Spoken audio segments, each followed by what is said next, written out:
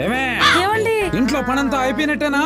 అయిపోయిందండి. ఇల్లు క్లీనింగ్. ఇల్లు ఎలా క్లీన్ అయిందంటే మన ఫేస్ కూడా టైల్స్ మీద కనిపిస్తుందండి. గిన్నెలు ఎలా క్లీన్ అయ్యాయంటే చూస్తే ఈ రోజే కొన్నట్లుగా ఉన్నాయండి. భోజనం ఎలా ఉందంటే రెస్టారెంట్ నుంచి ఆర్డర్ పెట్టినట్టే ఉందండి. అలా అయితే ఇంట్లో పనులనే నేను నేర్చుకున్నట్టే కదా. అవునండి, మీరు సూపర్ అండి.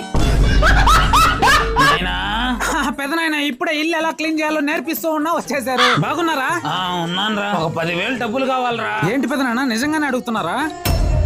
ఏమైంది పెద్దయ్యా? నీకు తెలిసిందే కదరా, మీ అన్న కాలం చేశాక వాడి పిల్లలు మీ వదిన బాధ్యతంతా నా నెత్తిన పట్టాది. ఈ వయసులో నేనేం చేయగలనరా? నేనున్నన్ని రోజులు ఎలాగోలా కాపాడుకుంటానురా. నేను కూడా పోయానంటేనే వాళ్ళ పరిస్థితి ఏంటో తెలుసుకుంటేనే భయం వేస్తుందిరా. తీసుకోండి పెద్దయ్యా.